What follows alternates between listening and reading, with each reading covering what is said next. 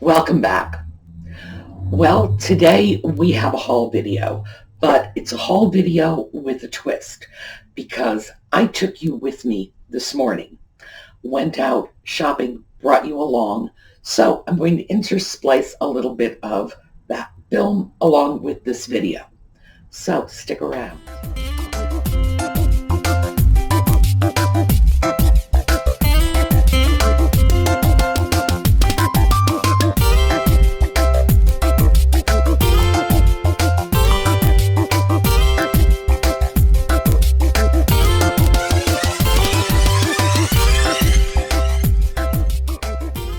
Okay, before we do anything else, the first thing I want to do is announce the winner of Karen's bracelet. Remember this one? This is that beautiful bracelet, and I'll show you a close-up picture just so we can all get very, very jealous of the winner, Melissa Long. So, Melissa, get in touch. Your bracelet is waiting for you. And I thought I'd do that first because I'm having trouble connecting with my giveaway winners. And maybe if I just push it up forward to the beginning of the video, we'll work it out. Anyway, so I got up this morning, I got my camera, I got on the bus, and I took you guys shopping. So let's start with the bus. Here we go. We are on the bus, and this is my friend Kylie. Kylie, say hi. Hi. Thank you. All right, and we are going in town together. And over here, I'm not going to show you, just right there is Dory, our driver, and she doesn't want to be on. Okay, she waved. All right, there we go. Here's Dory, our driver. Hi. There you go. So we are heading in town, and I'll pick this up later. Okay, so as you all know, I'm blind. I don't drive. I take the short bus. You got a chance to meet one of my little bus buddies, Kylie, and one of my drivers, Dory. And I stopped at Starbucks. I went to physical therapy. And then I went to Bedford Antiques. So let's throw a little bit of that in. Oh, and by the way, I have to really apologize in advance. This is one of the first times, not the first time, one of the first times I have trotted along with my camera, so I'm not very steady at it yet. I'll get better. I never did a video in my life until my first YouTube video, so this is sort of a hit the ground running process. So, Bedford Antiques, here we go. Okay, we are approaching Bedford Antiques. You can see their little flag, and we are about to go in. Pick it up when we get inside. All right, so once we got into Bedford, the first thing I did was scurried along to one of my favorite little areas. It's not even really a booth, it's a little china closet that one of their dealers has all kinds of interesting stuff in. So let's take a look at that. Well, one of our first detours inside Bedford Antiques is, let me back up, is this cabinet, which belongs to a dealer we know here. His name is Paul. Paul is very special because he is the dealer who sold me my beautiful stove. But what caught my eye were these Nippon pieces. So let's take a quick look. We have the little 3-footed bowl with a matching plate and a matching ladle. It's $9. And then we have this, which is a little jam pot. $9. Good prices in both cases, but we're going to think about that, and we'll wander around a little more, take a peek, and we may come back. That was Paul's little case, and right here, Ezra, my beautiful stove, came from Paul. So I pay very close attention to anything Paul is putting out. I did not, as it happens, go back for those little Nippon pieces. They were very, very pretty. They were not overpriced at $9 a piece. That just weren't. They were very well priced. I'm probably going to hope that they're there and go back a little later.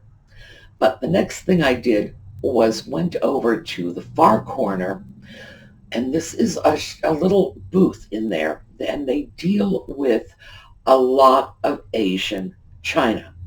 And, I love Asian china, but I don't love their Asian china, and you'll see why. Okay, we are at the back of the store, and this is in the far corner. It's one of the interesting booths. I'll show you why it's interesting. They have a lot of rose medallion and famille rose porcelain in here, but their prices are generally very high and rather without discrimination. So let's take a peek around and show you what I mean. Okay. We have this piece for $70, and if you look at it, it has the Japan markings, not China. And this piece, which is an old Chinese piece, as you can see, $75, old China. So, in general, they do not differentiate between the valuable pieces and the less valuable modern pieces. But we're going to go through here, see if we find anything interesting. If we do, I'll bring you back online. Okay. Yeah, seriously overpriced. But the biggest problem is the relatively modern, made in Japan, decorated in Hong Kong pieces, as I showed you, are priced the same as pieces of 150-year-old Chinese porcelain. It's like, I honestly, I hate to say this, but I think that is a seller who really doesn't know what they have, because the age difference, the quality difference in those pieces, I think they just get a piece and say, that looks like it's $70, and put it out there.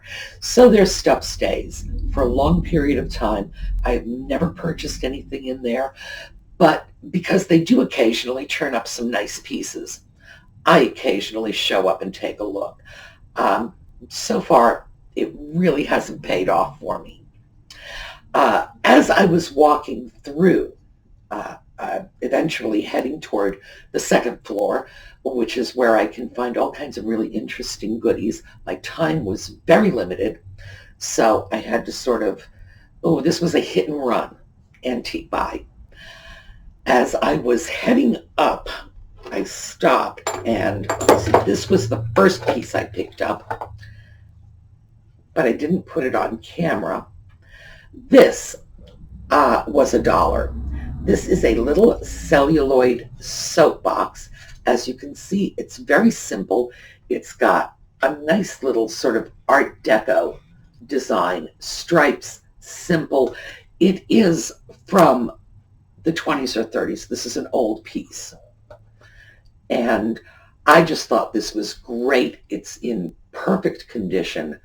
And this is absolutely going in my Etsy shop. How can I lose? It was $1. And as I was walking along, I found this. Oh, and of course, I'm going to show you photographs of this so you can see them. Go back, take a look, freeze the frame, whatever you want to do. This is a lusterware syrup pitcher, and it is marked Fraunfelter. Fraunfelter was a very interesting company. This is old because they went out of business in 1939. It's a beautiful piece of lusterware, and this is how it works. It's got this little metal piece. I'm going to clean this up because it's got stickers on it. It has a crack. Given the fact that I paid, what did I pay for that? $8. Where is my receipt? Let's see. Oh, I'm sorry, $6. $6 for this, and it's a lovely piece. I decided I was going to grab it. I don't like getting pieces when I know they've been damaged, and this, like I say, there is a crack. On the other hand, for $6, it's a beautiful piece. Someone may want it for decoration only, just for decorative purposes, and it is indeed highly decorative. The Fraunfelter Company has connections to the Roseville Pottery. The original Fraunfelter fellow was the son-in-law of the owner of the Roseville Pottery. They all came from Zanesville, Ohio, so they're connected with Zanesville Pottery. And they were prominent for about, 40 years maybe, under different names until they went out of business in 1939. So it's an old piece. It's beautiful. It is cracked, sadly, but, like I say, I think somebody may want it all the same. And as soon as I walked past that, I found this. And I don't know if you can see what that is. It's a little lamp. This is a little Japanese lamp that already has a little hole in it, which means it's probably going to either be a lamp finial or a Tidbit tray topper.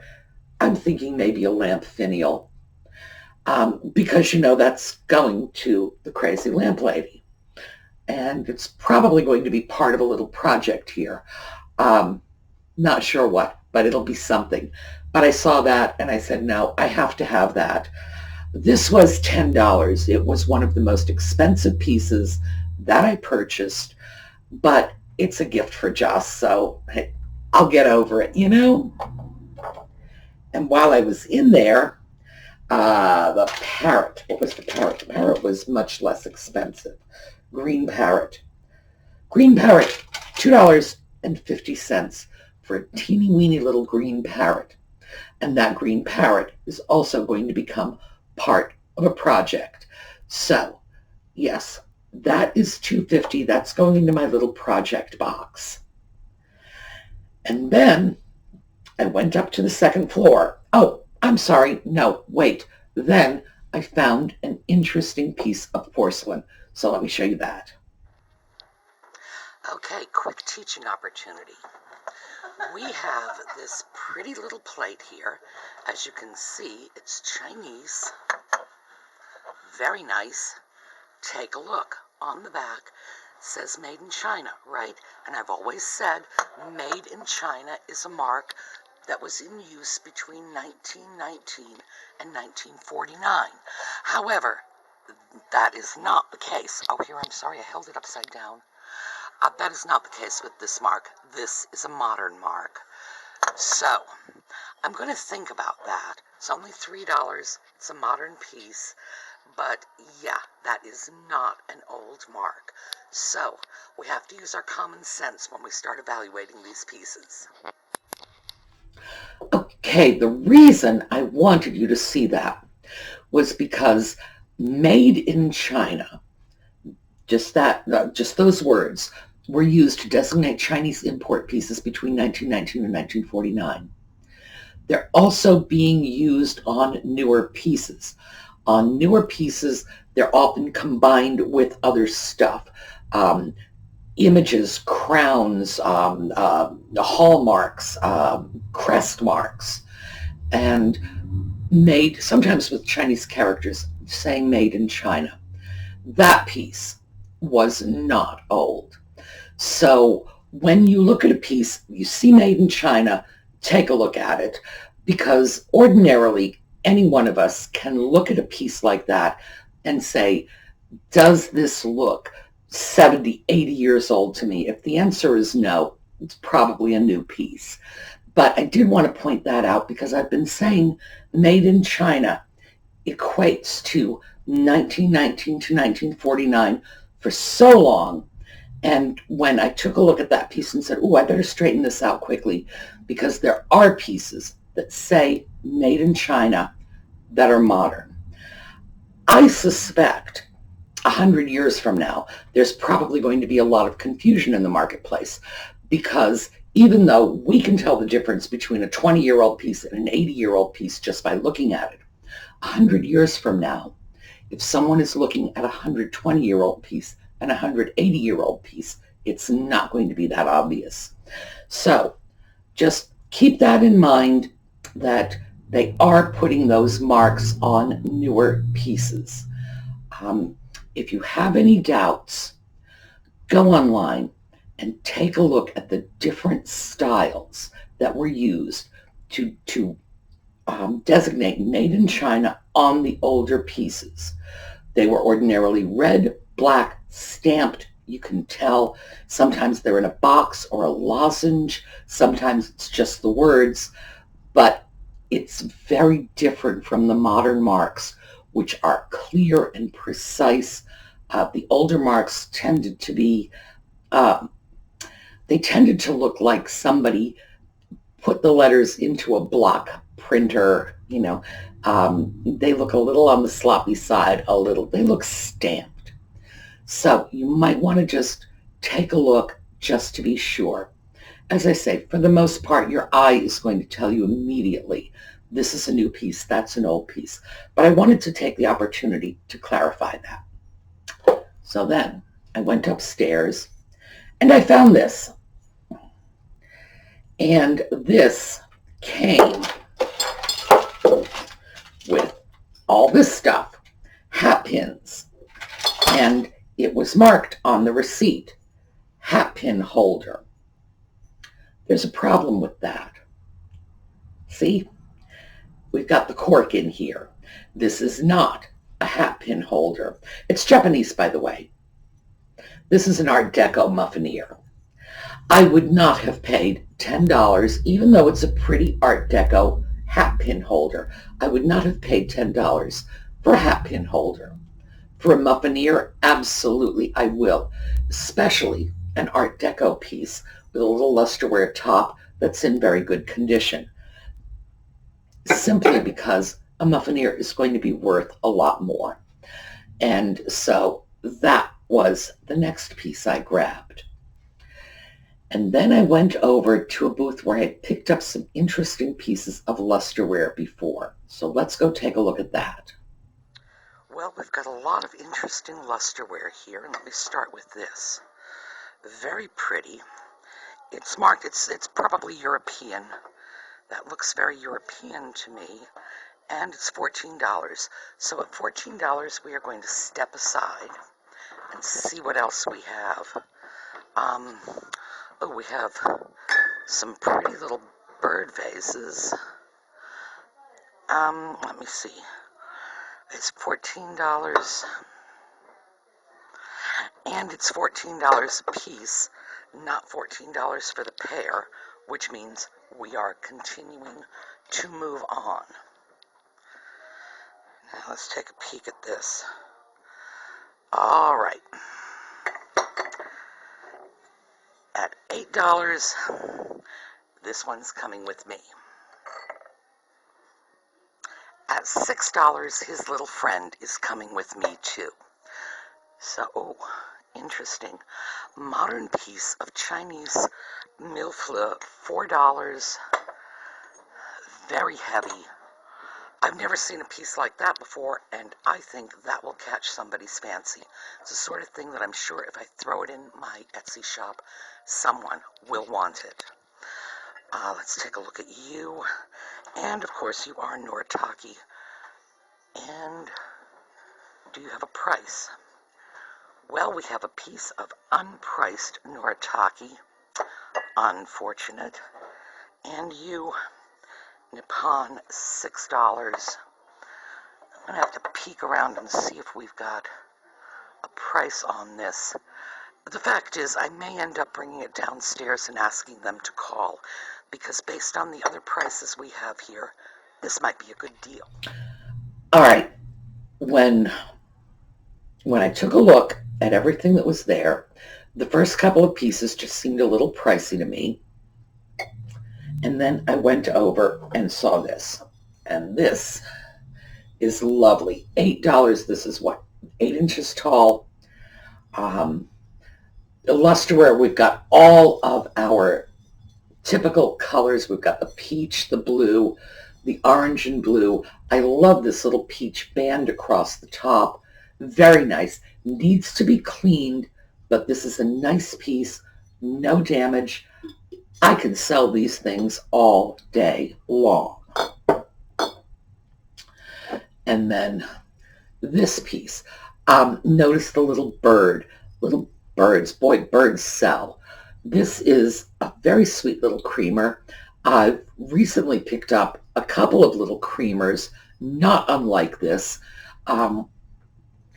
It's not a creamer as in a coffee creamer. It's a creamer like, for milk for your cereal, because this is coffee creamer size. So you can see that, in fact, this is actually rather large for a creamer. Here, we got another one, because I got stuff on my table. There. See, well, here, let me show off the pattern on this one. There, you can see the difference in size. The milk for your cereal would have been in something like this.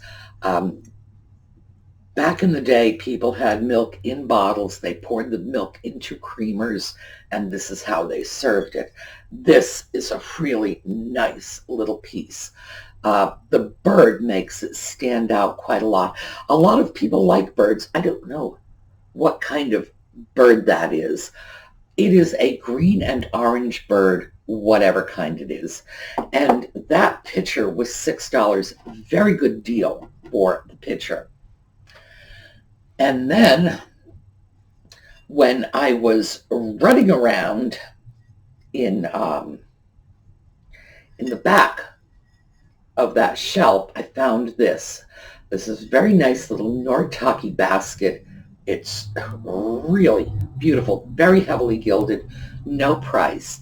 I brought it down to the cashier, and she said, "How about $5?" And I'm like, sold. Very, very pretty. And then we have the little Noritake creamer, and the Noritake creamer, no, I'm sorry, Nippon creamer, that's the Noritake basket. The Nippon creamer was $6. Good price. But we're not talking thrift store prices, and that's what I've been doing lately. When I've been going out, even at the antique malls, I've been trying to get things at thrift store prices, mostly to show you that you can. But today, I think it was more a question of getting what is available, what will sell. I will turn a profit on these items. There's no question about that.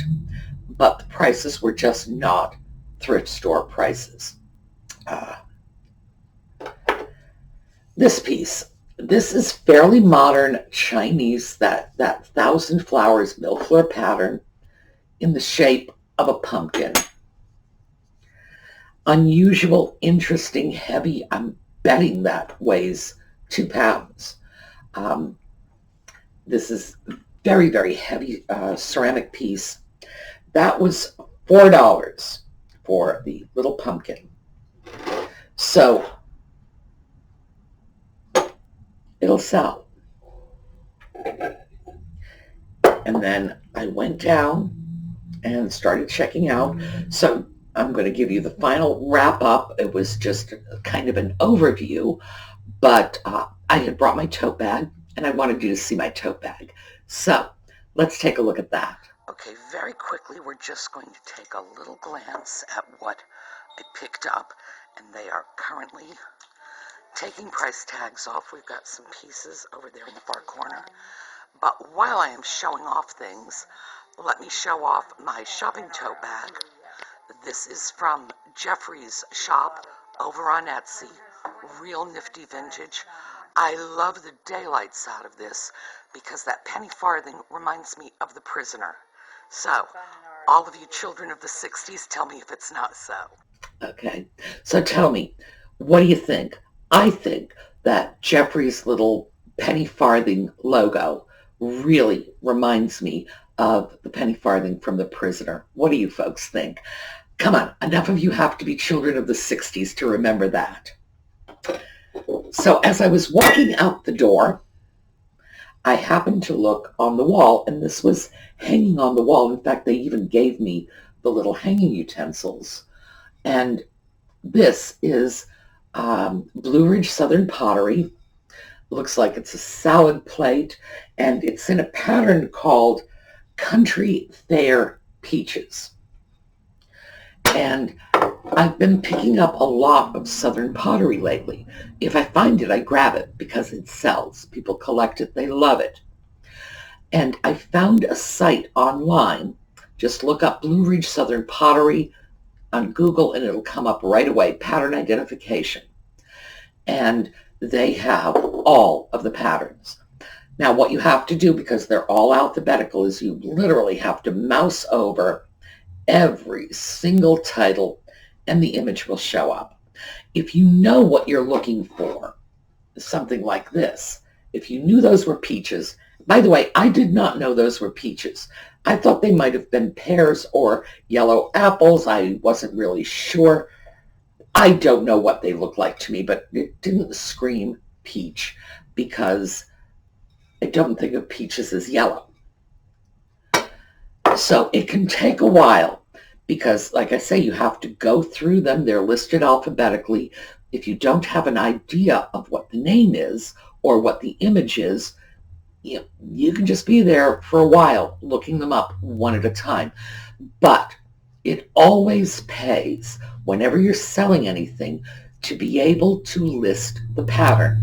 If you put something up and you say Southern Pottery Plate and you don't have the pattern, you're not going to get as much money for it as you would if you do.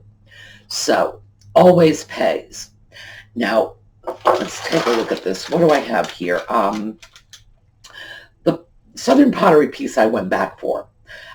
So my total damages, $52.70 for I believe we're looking at like 12 items. $52.70. Oh, plus the $4 plate, so $56.70. 12 items. I'm just going to say roughly we're looking at $4 to $5 per item. So that is higher than thrift store prices. But I wanted a different assortment of stuff for my Etsy store. The t-shirts. This is our last weekend of the t-shirts. So very quickly, I'm going to show you that video as we close out. Oh, but I do have to tell you, someone had, this is just sort of an aside, someone had written in on one of the comments and said they didn't know which was worse, the t-shirts or the music. So apparently they don't like my t-shirts and they don't like my music. But here was the funny part.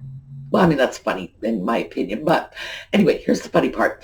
They had said something about this is why they were aggregating from YouTube. Now, my response was, no one's forcing you to watch the videos. And I think you need a dictionary because I'm pretty sure that aggregating does not mean what you think it means. If you're going to insult someone, it's very important that you do not misuse your vocabulary. Aggregating, by the way, means to gather things up into a cluster or a collection. So I have been aggregating porcelain onto my table, but I'm not sure you can aggregate from YouTube. So very important, if you are going to use big words to insult people, get it right, because they will make fun of you if you don't. So, words of wisdom. Let's take a look at the shirt with the music. This is the last weekend, and when this campaign closes out, I'll tell you how well we did. And I am surprised, I am impressed. So thank you all so very much. Now, I will see you all tomorrow.